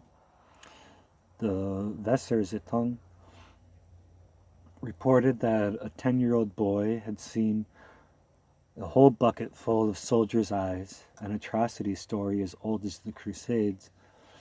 Die Zietenbild ran an account of a French priest who wore around his neck a chain of rings taken from fingers he had cut off. The Hamburger Fremdenblatt said that Belgians gave German troops cigars filled with gunpowder, but these all appeared to have been government-inspired propaganda stories, rather than, like the Corbett-Lou atrocity, deliberate pieces of invention by war correspondents. The correspondent in question was Captain F.W. Wilson of the Daily Mail, who was in Brussels when the war broke out. The first message from his office asked for an article on atrocities. Wilson said that he could find no evidence of atrocities, whereupon his office replied that a piece on refugees would do. As Wilson said later, there was little in town outside Brussels where one went to get dinner. I heard that Honan had been there. I suppose that there must have been a baby there, so I wrote a heart-rending story about the baby of Corbett-Lou being rescued from the Hun in light of a burning homestead. Wilson's story was a great success. The Daily Mail had thousands of letters offering to adopt the baby, and parcels of clothes, including a gift from Queen Alexandra, poured into his offices. So the Daily Mail instructed Wilson to send the baby to London. Wilson handled the situation with aplomb. I arranged with the doctor that took care of refugees that the blessed baby died of some very contagious disease, so it couldn't even have a public burial. And we got Lady Northcliffe to start a crochet with the baby's clothes. The best French effort in this area of false atrocities concerned the Belgian baby without hands. Although the story was started by a Times war correspondent in 1914, it was refined and disseminated by the French. The Times man reported, one man who I did not see an official at the Catholic Society that he had seen with his own eyes German soldiery chop off the arms of a baby which clung to its mother's skirts. By 1915, the Bureau de la Presse, the French government propaganda unit, had produced a photograph of the handless baby, and on September 18, 1915, La Rive Rouge published it, making the story even more lurid by carrying a drawing showing German soldiers eating the hands. No one asked how long a baby would live if its hands were hacked off. The Belgian prelate Cardinal Mercier had an inquiry, but he was unable to substantiate the story. After the war, a series of investigations failed to find a single case of this nature. But by the time the atrocity story was discredited, it had served its role. It had not only rallied opinion on the home front and strengthened the resolution of Britain and France to prosecute the war to a finish, but had also achieved the important task of lowering resistance to the war in the United States. If war correspondence had not become part of the propaganda machine, if censorship had not been so complete, what could they have written? What were the great unwritten stories of the First World War? After the Battle of the Marne, each side began to grope for an open flank by successive sidesteps, until by October 1914, the movement had come to rest by the sea, and the trenches stretched from the Swiss frontier to the English Channel. A new and radical thinking on the art of warfare was necessary to break this deadlock. It was not forthcoming in Britain. "I don't know what is to be done," Kitchener said. "This isn't war." And in France, President Poincaré pointed out that there really seems no reason why the Germans and ourselves should not stand facing one another for all eternity. The stalemate had caught the Allies unprepared, but of course this was not the story a war correspondent could write. Their editors campaigned over the shortage of shells, but no one wrote that at the end of 1915, there were still 160,000 men in line without arms, or that Russians were short of no fewer than 1 million rifles. While shells, arms, and ammunition were short, men were over plentiful. On August 7th, 1914, the day after Kitchener took office as Secretary of War, he issued his famous call for 1 million volunteers. Recruiting offices were overwhelmed, and recruits had to be billeted in shops and factories and trained in civilian clothes with broom handles instead of rifles. There were not enough regular officers to spare for instructors' duties. One typical new battalion had 3 trained officers. The commanding officer of 63 A commanding officer of 63 who had retired before the Boer War was a subaltern with a broken leg, and a retired quartermaster who was totally deaf. But the French were demanding that Britain shoulder the largest burden of holding the line, and these new, raw, poorly trained divisions had to be committed. Some are said to have marched toward the line, bowing like sheep. The French, for their part, were equally free with soldiers' legs. Black troops from the French colonies were thrown into exposed positions in order to save white troops from slaughter. Attack fodder so numbed that they could not fix bayonets or throw grenades. What stories these could have made. And the staff officers, the men of the Red Badge, known later to the fighting troops as the Red Badge of Funk, scions of wealthy and aristocratic houses, they considered Kitchener's volunteer army to be made up of useless, shiftless men, and had treated them as such. The author Frank Richards writes of his commanding officer, Buffalo Bill, so called because he was always drawing his revolver and threatening to blow his men's brains out. "I never remember him having any favorites. He treated all the men the same way, like that." Generals, overwhelmed by the size of their forces, became increasingly sensitive to criticism and increasingly isolated from the men under their command. Secure in their headquarters, where a band played ragtime and light music during dinner, and where the diners were at one time served by little woks with GHQ colors and bows in their hair, most generals came to view the slaughter at the front with equanimity. This did not pass unnoticed, and by 1916, antagonism between staff and combat troops had become so bitter that at the front, a young staff officer with red tabs, like a red flag to battalion officers and men, and they desired his death intensely. For by that time, a soldier in one of the better divisions could count on a maximum of 3 months' services without being killed or wounded, and the life expectancy for an officer at the front was down to 5 months, an ordinary regiment service in an ordinary regiment and 6 weeks in a crack one. It cannot be too strongly emphasized that the British public and the French and the German did not know or understand the full extent of the casualties until after the war. Even today, many figures are disputed. The Germans began their fake figures in 1916 and became so muddled by their own lies that the truth will probably never emerge. In any case, the figures that are known defy real comprehension. Who can comprehend that 500,000 Frenchmen were lost in the first 4 months of war, 1 million lost by the end of 1915, and 5 million by 1918? Who can imagine that the Allies lost 600,000 men in one battle, the Somme, and the British officers were, in the first few months, then in all ways of the war, than in all the previous 100 years put together. At Stalingrad, in the Second World War, the Wehrmacht had killed 230,000 men in the field.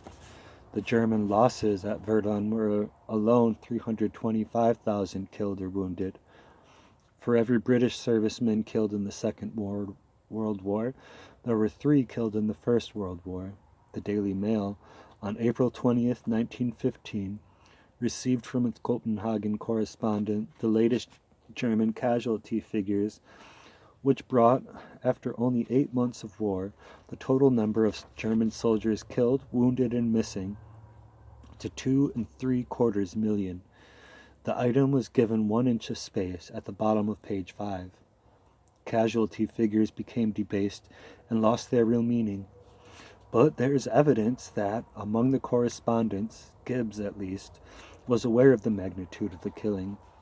After the war, he wrote that correspondents had seen more than most men of the wide sweep of war on the Western Front.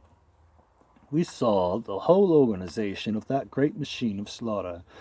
The effect of such a vision, year in, year out, can hardly be calculated in psychological effect, unless a man has a mind like a sieve and a soul like a sink. Why did he not write about it at the time? Lord Lloyd George, then Prime Minister, provides the answer. On December 28, 1917, he invited C.P. Scott, editor of the Manchester Guardian, to breakfast and told him, "I listened last night at a dinner given by Philip Gibbs on his return from the front to the most impressive and moving description from him what the war in the West really means that I have heard. Even an audience of hardened politicians and journalists was strongly affected. If people really knew, the war could stop tomorrow. But of course, they don't know and can't know. The correspondents don't write, and the censorship would not pass the truth. The thing is horrible beyond human nature to bear, and I feel I can't go on with the bloody madness. I would rather resign." Here we have it in a nutshell. The correspondents don't write, and the censorship would not pass the truth. So the whole sordid conspiracy to keep the truth from the people was allowed to grow. The Times offers an explanation for this terrible failure of war correspondents. The first reason for the inadequacy of war correspondents is that they did not themselves understand what was happening. Obstacles were not eventually put in their way of getting right up to the front line, provided they did try to go there when anything in particular was happening. No limits were placed on the people to whom they could talk, provided they did not talk to anyone who was busy. press officers directed their movements so closely that they hardly had any initiative in choosing where they could go. The man who came in from a spell of the line never wanted to describe what it was like. Even if correspondents did get any inkling of what conditions for the fight the soldiers were really like, they were not necessarily encouraged to send them home. Indeed, such knowledge as was theirs inspired silence. The only correspondent who did not remain silent, and his criticism was muted by intense nationalism. This was Charles Bean, the official Australian war correspondent. Bean was concerned not so much with news as with the record of the war, for the official history he later wrote. Somewhat to the amazement of the British correspondents, he set himself to the task of visiting, on the day of the battle or soon afterwards, every single important trench or position occupied by Australian troops in Gallipoli and France. He accepted little second-hand information. He regarded it as his bounden duty, Gibbs wrote, to see everything with his own eyes. He became known by sight to almost every Australian soldier, not just a correspondent, but as a civilian who was prepared to share their discomfort and their risks. Although he did not question the war itself, he did ask whether Britain was making the best use of Australian troops and seeking to win it. The British accused him of excessive partiality, but the chief censor agreed that most of his criticisms of the mother country were justified, and that he was motivated by high-minded patriotism. The American entry into the war in April 1917 was the beginning of the end for Germany. The Allies would now have virtually unlimited manpower and supplies, while Germany, bled white of her men, felt as well the increasing grip of the Allied blockade. The threat of starvation grew day by day. There were bread riots in Vienna and strikes in Berlin, and the possibility of revolution overtaking Germany alarmed not only the German leaders, but the Allies as well. British correspondents saw only the military side of this German collapse. After the storming of the Hindenburg Line on September 1918, Gibbs wrote, "I saw the second German soldiers coming along in batches like companies, and that they had been put in barbed wires enclosures, and clapped at the sight of other crowds of comrades coming down as prisoners. I thought then, something has broken in the German spirit." The real story, however, was that what was happening inside civilian Germany. Rumors of successful revolution, of communes of soldiers and workers running large parts of the country, began to circulate before the armistice on November 11th. So, while British correspondents were being photographed in their cavalry officer-style uniforms on the bridges over the Rhine and were receiving congratulations from the military for staying on side throughout the war, 5 American correspondents simply defied army orders and took off on their own into Germany. They were Lincoln Eyre of the New York World, Herbert Corey of Associated Newspaper, Freddie Smith of the Chicago Tribune, Cal Lyon of Newspaper Enterprise Association, and George Seldes of the Marshall Syndicate.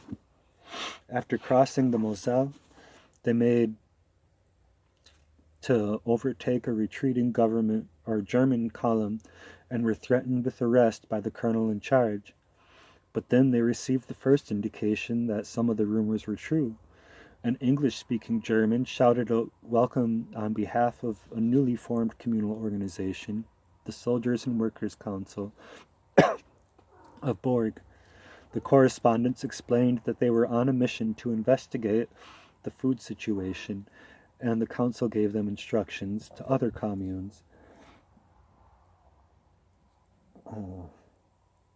guaranteeing their safe conduct. The council at Trier offered them transport, so the correspondents sent their army drivers back to Bar-le-Duc. The American Press Division headquarters with a note to the press office saying that they had an opportunity to visit the interior of Germany and were taking advantage of it because it was, quote, of the greatest importance at the present time that the world learned what was happening there, end quote. A perfectly correct judgment. The letter created an uproar, and for a while the army even considered whether charges of treason should be proffered against the 5 correspondents if they could ever be found. Oblivious to this, the correspondents reached Frankfurt, whereas the, quote, American food mission, end quote, they were welcomed by the new government at a special dinner. From there, they went to Kassel, where they were given an interview with Field Marshal von Hindenburg, who received them reluctantly and only because the government ordered him to do so. They were met by Hindenburg's chief of staff, General Wilhelm Graener, whose head was bandaged. Prompted by his colleagues, Eyre, who spoke German, asked whether Graener had been wounded. He translated the reply. The general says he has not been wounded. He says he has just lost a world war and has a headache, end quote. Now that they had their story, there arose the problem of how to get it back to their newspapers. The correspondents decided to split up. Seldes had run out of money, and this was not an occasion to borrow from his colleagues. In the lining of his coat, he had sewn a $20 gold piece in case of emergency. He cut it out and made a 4-day trek back to Luxembourg, where he surrendered to the Provost Marshal's guard and asked to be returned to the press divisional headquarters. Eyre took a plane to Berlin, and the others went by train. In Berlin, they were all picked up by the army and returned to the American press division. All 5 were now subjected to court-martial interrogation by the Judge Advocate General, who said that, in his opinion, they were guilty of violating the rules of war and the regulations concerning correspondence. He was still considering presenting the case against them when President Wilson's aide, Colonel House, wrote to Eyre expressing his unofficial view that an investigation into conditions in Germany by American correspondents would have interest and value for the people of the United States. This mollified the army, and the correspondents were restored to their former status and allowed to submit for censorship the stories they had gathered on their trip. But by now, so much time had elapsed, and other correspondents had written so much about Germany under the Allied Army of Occupation that the accounts of the 5 runaway correspondents were considered stale and were never printed. The initiative shown by American correspondents on this occasion and their courage in defying the military to chase what was clearly a story of considerable importance suggests that all the First World War correspondents were not like the British and the French. We now go back to see how the war was reported in its early stages by American and other neutral correspondents, and how Americans fared when they too became involved. Well, that was a long one. Thanks for coming along with me on that 32-page chapter. If you enjoyed it, please like and subscribe. If you have friends that like history, share it to them, please. Thank you.